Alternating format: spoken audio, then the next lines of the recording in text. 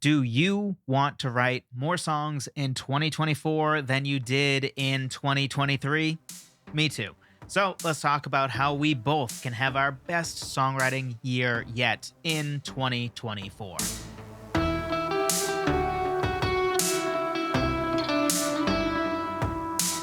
Hello, friend. Welcome to another episode of the Songwriter Theory Podcast. I'm your host, as always, Joseph Adala. Honored that you would take some time out of your busy day, your busy week to talk songwriting with me. Glad that songwriting as a craft is important enough to you that you're willing to listen to a podcast about it. That's exciting to me because, hey, I know that we don't have that much extra time in life. And for somebody to listen to any form of educational podcast rather than just an entertainment podcast already is a huge thing, right? How many educational podcasts do people listen to? Like one, tops, maybe two, right? It might be like personal finance and songwriting or something like that. But you could be listening to Rogan. Instead, you're listening to somebody talk about songwriting. So I'm glad that songwriting is important to you. It's important to me as well. So if you haven't already, be sure to grab my free 6-step lyric writing checklist. It's at songwritertheory.com/lyric checklist. It walks you through the 6 steps that I go through when writing lyrics that have at least helped me to be able to write lyrics that pass what I like to call the frame test. Basically, it's the idea that if our lyrics hold up just as poetry when there's no melody to sort of cover up that really the lyrics are kind of silly, but the melody sounds good and the singer sounds good singing it. So you kind of don't even notice that the lyrics are kind of a little mid or maybe cringe or not very good. But if you just have your lyrics in a frame on a wall, there's no background music, there's no chord progression, there's no sweet guitar riff, there's no awesome piano part, no great vocalist that can cover up what your lyrics are. They either hold up as poetry or they don't. And to me, the best type of lyrics to write are ones that will pass the frame test. And at least for me, this process has helped me to break down lyric writing into smaller steps so that it's much easier to actually finish with a lyric that I feel proud of, that I feel like passes the frame test, rather than just a lyric that feels like I kind of want it to be covered up, which of course has happened to all of us, but we're all trying to get away from that, hopefully. Again, songwritertheory.com/lyric checklist. There we go. So we're talking about how to write more songs and then the implication as well as also better songs in 2024. And the first thing I want to talk about is something that I discovered is maybe a strong word, but have committed myself to more recently. And that's incorporating songwriting sprints. Now, songwriting sprints is just the name I give to a songwriting session where your goal is to go from start to finish on a song in that songwriting session. And you give it a time box. Time box just means, a timer, and you have to do it in that amount of time. So whether the time box you give it, right, if you time box it to 2 hours, half an hour, which would be pretty aggressive, 15 minutes if you're a crazy person, or what I do, which is an hour. An hour I find is like that sweet spot for you can finish a song, but you're gonna, simplify in a lot of areas because there's not a lot of time. And your lyrics are gonna still need a lot of work after most of the time, because that much time to write a good lyrics take more time generally than music. Like you can write, if you know your basic music theory and understand keys and stuff, and the more you get used to like improvisation, writing music for a song that's actually pretty good in an hour really isn't that difficult. It's more about getting out of your own head. But the lyrics are still, to me at least, the most difficult part of that. But a songwriting sprint at its core is you sit down and your goal is that even though you have no song, maybe you have an idea for a song at best. But by the time you're done sitting down for that hour, maybe hour and a half, maybe half hour, you will have a finished song, or at least a finished draft of a song, right? Because we can always edit it into something better later. Almost never probably are you going to end up with a song that's just totally done after an hour that you wouldn't want to at least massage the lyrics a little bit. But that's okay, because we got out of our own heads and we were able to go from no song to a song in an hour. And some of us might be struggling to finish any song at all over the course of months or years. In fact, for this podcast, we're actually taking a break from going through all of the responses that I got when I asked you all what your biggest songwriting struggle was. And by far the most common thing to come up was some version of finishing songs. So this will help you get in the habit, like making a habit of being able to finish songs. Now, it might not be finished in the sense that it's not a finished product, but you at least have a finished song that you could go out and perform. Massaging and editing the lyrics from there, tweaking the melody is just really frosting on top in a sense. So one thing to do is do more songwriting sprints. You don't have to do this, but I'll tell you what my personal goal has been the past probably a couple months now. Once a week. Once a week, I do a songwriting session that is a songwriting sprint. Because then, theoretically, you have 52 song drafts guaranteed per year. Even if you did no other songwriting, you have 52 finished songs, finished with air quotes around them, because it's really a song draft. It's probably not something that you would want to go to an open mic with the next day. Probably needs some lyric massaging, but technically it is a complete finished song. You're guaranteed at least 52 in a year if you just do this songwriting session once a week, because it's 52 weeks in a year. Plus adding in all your other songwriting sessions to edit them into something better, and all the songs that you're taking the longer, more meticulous, maybe more crafting a song route, which is the route I generally prefer. You still get to do all that, right? Because there's 6 other days in the week. But for that one day a week, you'll take an hour, half an hour, and do a songwriting sprint. And this will help us to practice efficiency and then what some people call quantity leading to quality. I think my friend Chad Shank is actually the first person I heard that phrase from, quantity leading to quality. And I think it's one of those where like quantity doesn't always lead to quality. I think the idea that like if you just write enough, then magically some of them will be good or really good or the best. I don't think that's true, because at some point like time does matter, right? If you spend, there is a point where like you can spend too much time on something. But, you know, just as an extreme example, if you wrote a novel every month, do you really think you're going to end up with a better novel than if you tried to do one once a year?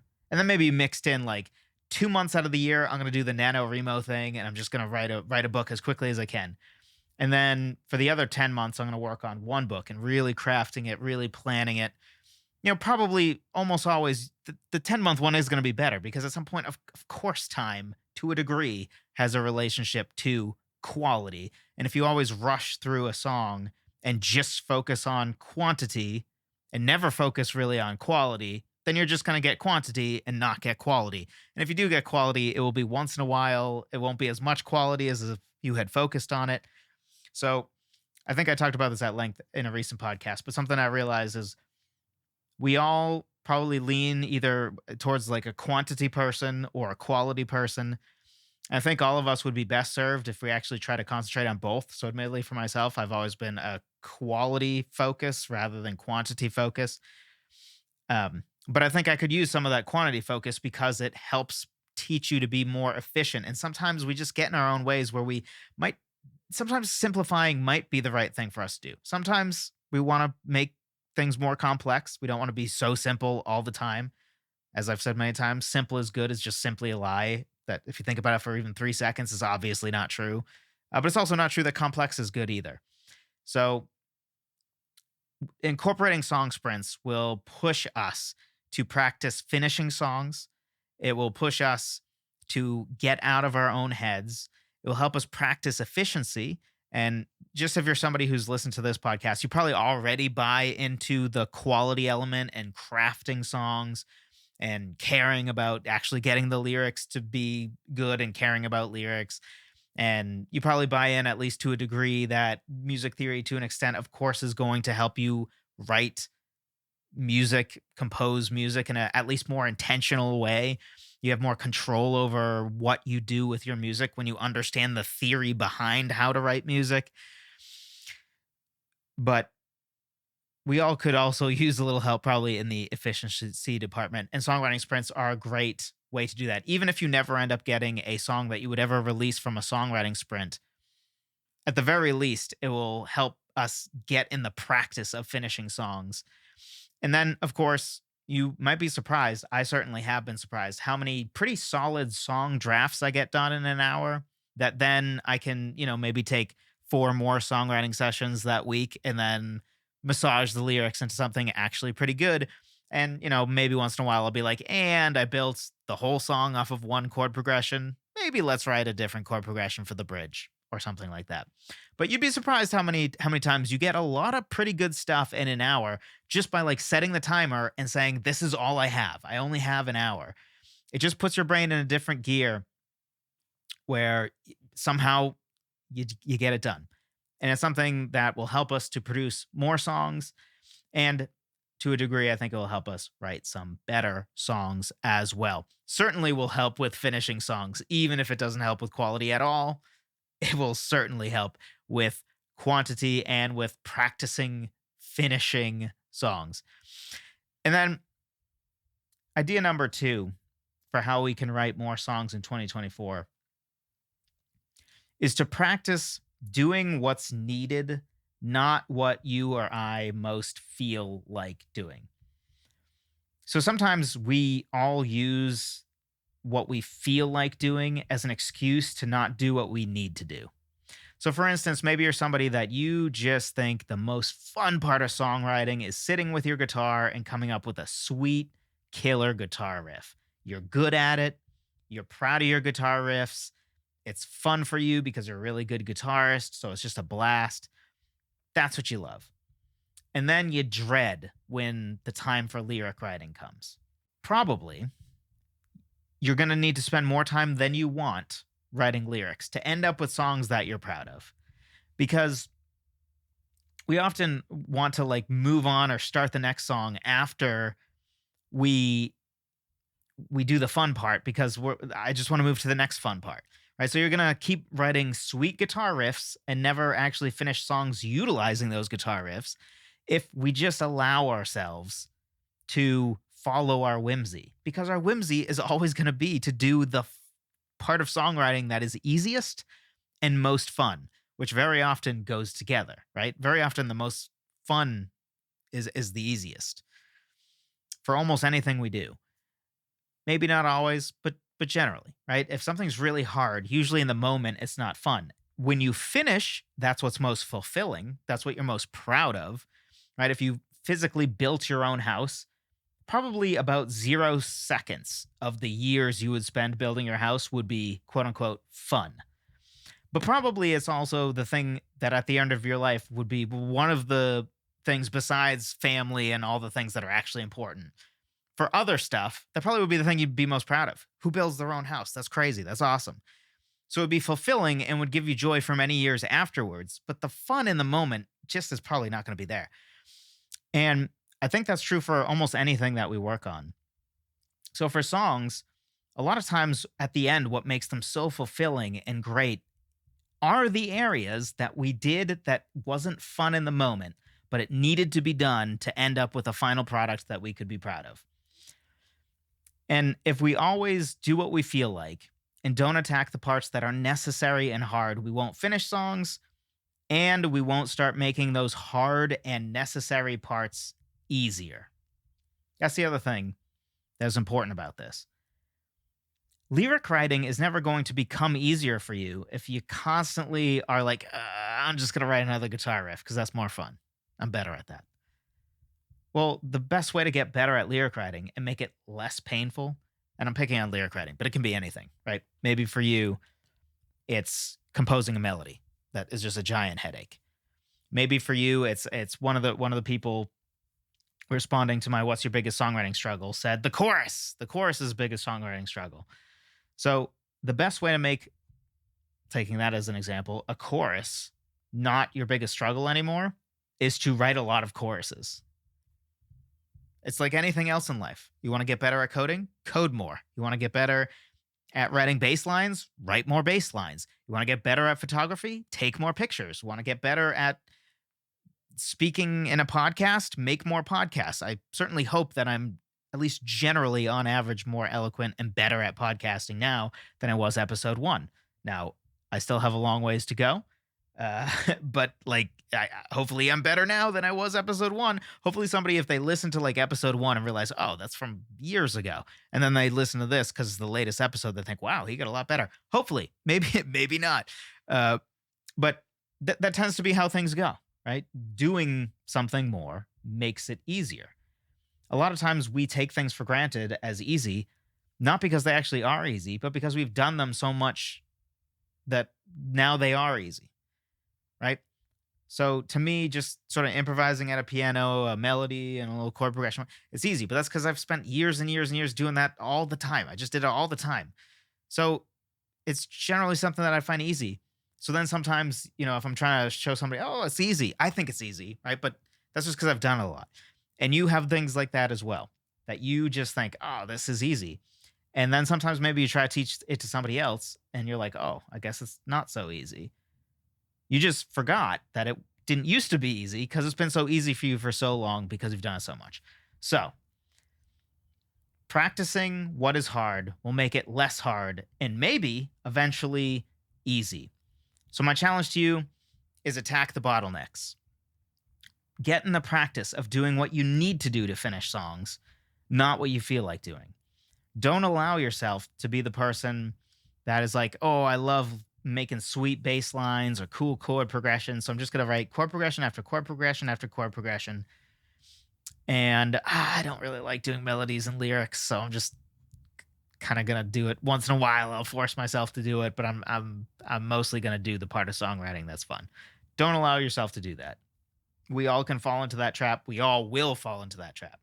I guarantee every single person listening to this, and me included, we will all fall into this trap at some point this year. But we all make mistakes. That's okay. What's not okay is to continue allowing it. So once we notice it and think, oh, wow. In your case, think, oh, Joseph mentioned this. Or in my case, what an idiot I am. I literally put in a podcast that we need to concentrate on doing what we have to do, not just follow our whimsy. And here I am following my whimsy. What a hypocrite I am. So hopefully I have that realization in the inevitable moment where I fall into this trap as well. And remember that I made this podcast and say, wait a second, no, I need to do what I must, not what I feel like. And then consistency. A phrase I heard that I really like, I think it's something like little shifts over heavy lifts, and I might be getting that wrong. But it's sort of the idea that a little bit at a time, consistently, usually in the form of a habit, adds up really fast.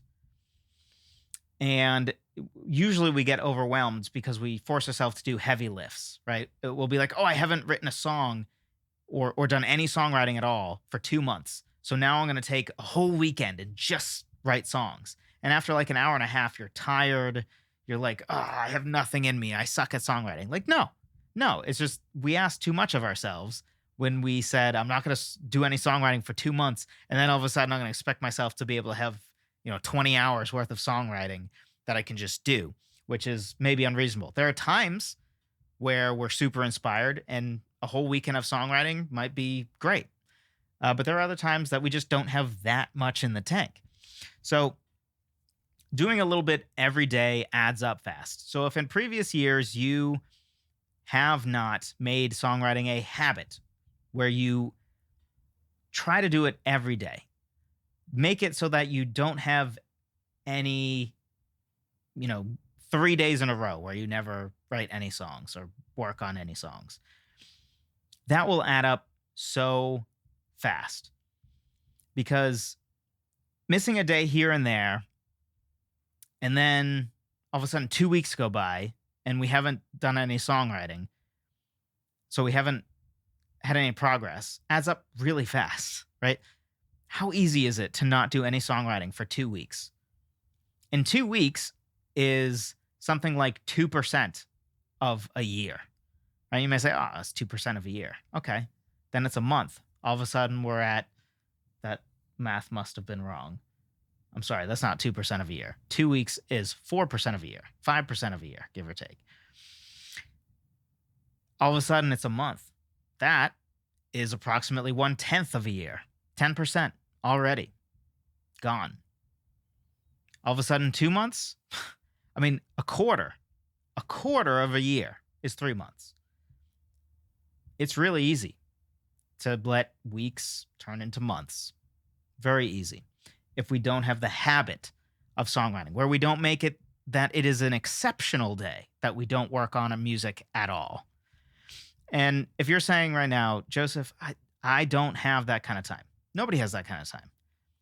It's about making the time, and even committing to a shorter session is fine. Even committing to something like 15 minutes a day. 15 minutes a day creates a good habit and also adds up way faster than you'd think, right? After 4 days, that's an hour's worth of songwriting, which is a heck of a lot better than going 2 months with no songwriting at all and not even noticing it because it wasn't a habit in the first place. So you don't even really notice that, wow, 2 months has gone by since I've worked on anything. So a part of this is emphasizing the habit over goals. I still make goals every year, but I've realized more and more that goals are more the ugly stepchild or whatever the phrase is than anything else. Goals are fine, but what's most important is habits. So I can make whatever goals I want for this year, but if I don't have the habits to make those goals actually happen, the goals are pointless. That's where you actually get like New Year's resolutions, right? People are like, oh, I resolve to lose 20 pounds and work out every day. And I'm sorry if I just made fun of it. We've all been there. Okay. Let's be honest. We've all been there. So, and then people wonder why 2 weeks in they give up. It's like, well, it was barely even a goal. You didn't really have a plan that you executed on, and you never gave yourself enough time to make it a habit. And a lot of times people just, they get frustrated. They start working out and they actually gain weight because they're gaining muscle, or they're not losing weight on the scale as much as they'd like. Little do they know it's because they're like drinking more water. So that's why it's like water, whatever. So after 2 weeks, they're like, I've only gone down by a pound. I'm done. It's like, well, if you just waited 1 pound every 2 weeks, that adds up over the course of a year. That's 26 pounds. 1 pound every 2 weeks, I said, right? Yeah, that was the correct math. We got it. So don't do that when it comes to songwriting. Forming the habit of songwriting is more important than saying my New Year's resolution or my goal for this year is to release an EP, or my goal for this year is to write 30 songs. That goal doesn't help. I mean, I'm not saying don't make that goal. I'm just saying like that is insignificant compared to just make the habit of songwriting. In fact, if one of you is like, my goal is to write 50 songs this year, and another one of you says, my goal is to get into the habit of writing 1 hour a day. And my rule is that I'm allowed, once in a while we miss, right? But never miss 2 in a row. It's they talk about this a lot in football for the NFL. If you can go through a season and if you win at home and you never lose 2 straight, you're going to lose sometimes, especially on the road. But just don't let 1 loss become 2 losses. If you do those 2 things, almost guaranteed you're a playoff team, and probably with a high seed. So take a similar attitude when it comes to writing songs. We all have off days. We all have days that we might be sick. We might just have such a busy day. We're so tired. We just can't do it that day. Just don't let it be 2 days in a row, right? It's like once in a while we eat too many donuts, but like maybe don't do it 2 days in a row. And if we do it 2 days in a row, don't make it 3 days in a row. But just have that thing in your mind where once you have 1 off day, don't let it become 2. And then oh my goodness, I had 2 off days, really don't let it become 3. So the person who makes it, who is determined, I'm going to get in the habit that it is very much the exception for me to not spend at least half an hour a day songwriting. I can almost guarantee you is going to have better output this year than somebody who creates some arbitrary, I'm going to release an EP this year goal, which again, I think is a good goal, but without a habit to back it up, who cares? It doesn't matter. In fact, I'm a good example of that, where specifically Songwriting, I don't usually have a problem finishing writing. I do have a problem finishing recording vocals, which I've done a pretty good job of addressing in the past 6 months or so. Which maybe we should do a whole episode about that because I think I've mentioned it, but maybe it'd be helpful to talk about it a little bit more. Um, but that was like the bugaboo for me, which is probably the first time I've ever said that word out loud. um, but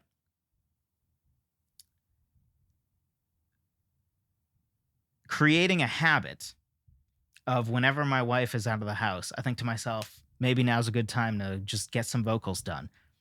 That alone helped me record way more vocals in the last like 3 months or so than I had for years. Because for years I found myself tinkering on the music and stuff.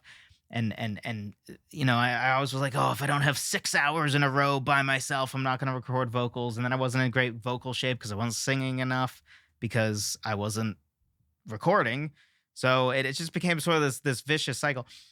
And that can happen on the songwriting side too, right? So just getting in the habit of habits over goals, because we can make whatever goal we want about EP, and I'm going to release 30 songs this year. I'm going to just write 30 songs this year. Much better for us all to focus on the habits we can get into than it is to focus on the goals. Goals are good, but make the habits to supplement those goals. And then finally, have a songwriting process. I know this is one of those things where some people, especially the more artsy you fancy yourself, the more likely you are to roll your eyes at this or to write it off. And I hear you, but a process is something that gives you a framework to actually get stuff done. And it doesn't limit your creativity. It's something that allows you to use your creativity through a process where you just have clarity over what you need to do and what you probably should do next. Processes make almost a good process, makes almost anything more efficient. And the idea that that only works for like engineering and science and math things, no, of course it doesn't. The best authors, or at least the best authors that actually output books, right, that actually write books, almost always have a process, right? Brandon Sanderson can talk for a long time about his process. And that dude writes great books, and he writes tons of books. I mean, he just like dropped four extra books in a year during COVID. 4 extra books. Not 4 books. Extra books. Like I think he already had like 2 regular ones planned for that year. Maybe it was 1. And then just surprise, I wrote 4 books that I didn't tell you all about. That's crazy. That's a lot. That's really impressive. That comes from processes.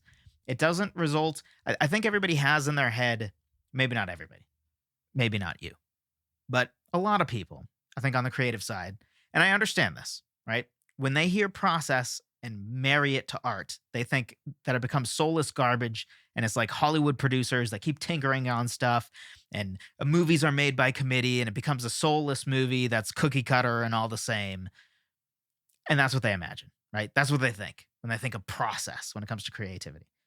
But it's nothing like that, right? Because it's still just all you. It's just a framework to go through. It's just you having an understanding of things like, you know, knowing that before you start writing your lyrics, you want to develop out your lyrics, really try to figure out what's the main theme I'm getting at here, what's the story I'm trying to tell, what does the first verse need to communicate versus what the second verse needs to communicate. Just taking time to write prose where we're almost journaling from the main character's point of view to sort of flesh out different ideas. And sometimes in that moment, you'll write something that actually is quite brilliant and literally can word for word be used in your lyrics later. Having a process like that, and that's just a small part of the process, right? In fact, that's a small part of the 6-step lyric writing checklist that I have, songwritertheory.com/lyric checklist again, that it doesn't restrict you at all, right? There's nothing restricting about as a part of my process before I start writing lyrics. Generally, I'm going to try to do some prose writing first. I'm just going to write. I'm not going to be forcing myself to write in meter and use rhyme and all that. I'm just going to write. from the main character's point of view. Just write all ideas that I can. And then I'm going to try to figure out, okay, what's a good way to tell this story? Should this song have two verses, three verses? Does it need a bridge? Should it have a finale? Should it have two bridges? Should the song have a chorus? What should the chorus be about? And once I figure out what the chorus is about, okay, what are the supplemental parts I need to, the supporting ideas, if you will, and then figure out, oh, okay, there's the central theme and then three supporting ideas. And so maybe the first supporting idea is in the first verse, second one's in the second verse, and the third one's in the bridge. Just having a process like that can help so much with just not spending so much time, because we all do this. Where like writer's block most of the time, I think, comes from one of two things. One, perfectionism, and you're too in your own head and you have like editor brain when you should have writer brain. I think that's one of the main things, right? We don't write any lyrics down because the editor side of our brain is like, no, that's trash. No, that's trash, before we even write it down. It's like, well, yeah, it probably is. But the editor part of our brain can take the trash that we write initially and edit it into something good later. That's just a part of the writing process. Is sometimes you need to write the stuff that's not very good, and some of it just isn't very good and you won't use it all. And some of it is not good, but it had a lot of potential. So then in the editing process, you can then refine that into something good. So having processes like that, even if you have multiple processes, goes a long way. Like for me, the fact that I have certain go-tos for starting a song, especially with the songwriting sprints, right? If you only have an hour to write a song, you better have some go-to processes, because if you just sit down and say, okay, let's write a song in an hour, that might not go very well. But if you know that you have certain processes, like for example, for me, when I'm doing a songwriting sprint, I know step one, come up with a musical engine, right? Something musical that I think can drive the song. Sometimes it's a bass line, sometimes it's a piano riff. I haven't done this yet, but presumably at some point I'll get the guitar out for a songwriting sprint and build it off of a guitar chord progression or something else. But I have certain go-tos that I know I can use. And my first thing is always find a musical engine, which is basically just a musical part that I think is cool, that's worthy of building a song off of, whether that's an interesting piano riff, bass line, whatever. Then after that, I know, okay, something I can do from there is try to figure out a melody that goes along with that. So now I have, or maybe a chord progression and then a melody if I feel the need. So now I have the basic music and the basic melody. So from there, it's like, what does this sound like it would be about? And once I figure out, this sounds like this would be a wistful love song for somebody that died 20 years ago. And you wonder, what would life be like if you hadn't died in that car accident at 16? And why do I always pick dark things? I'm sorry. Maybe someday I'll pick something bright and happy when I just come up with something off the top of my head. But it's not this day. So that it really is always like even in my head, I think to myself, edit it into something a little brighter, and then sometimes it just somehow gets darker. Um, so so goodness. Um, so then once you have an idea of here's what the music sounds like it would be about, then you can quickly maybe go through some prose writing or outlining and then get into the lyrics, right? And now I know what I'm talking about. I already have my melody, so I can fit my lyrics to the melody. I already have the bass line that I think is sweet. That's where they're building a song off of. There's a process there. Nothing in that is limiting. That doesn't mean you can't have alternate processes. Maybe sometimes for a songwriting sprint, you're like, I'm going to just write a poem and then write a melody that goes with the poem. I'm going to try speaking the poem out loud. Then I'm going to sing the poem out loud. And then I'm going to figure out chords that go with that. And that's my process. You can have tons of different processes, but just having some go-to processes is a great way to take the thinking out of what do I do next? Because that's where we waste a lot of time often. We waste a lot of time with editor brain on when really we just need to put on our writer's cap and not be so picky. We just need to write and then let the editor side of our brain edit it into something good. And then the other thing that often, results in writer's block of a sort is kind of not knowing where to go next. Just being like, okay, I have a melody. Now what? Well, that comes from a lack of process, right? If you have a process, you have an idea. You might have an idea of something like, okay, when I start a song with a melody, a good natural next step that works is figuring out an underlying chord progression for that melody. Now I have a melody and a chord progression. The next step is figuring out what does this sound like it would be about. And then I can figure out where the lyrical direction before actually writing the lyrics. That's an example of a process. Nothing limiting in that. It's just something that is a good go-to that will help us get out of our own way and we don't get paralyzed by what do I do next? Because you know what you are going to do next. Because when you have clarity on your overall process, you have clarity on what to do next. So you just have to actually do the next step rather than being overwhelmed, not knowing what to do. So those are 4 things that will help, hopefully, all of us, myself included, write more songs in 2024 than we did in 2023. And some of these I've incorporated for a long time, but Songwriting Sprints is fairly new even to me, but it's been super helpful already. These things, I'm excited to double down on the ones I've been doing for a long time, and I'm excited to have a whole year worth of incorporating Songwriting Sprints because they've been huge. So I hope you will try it as well.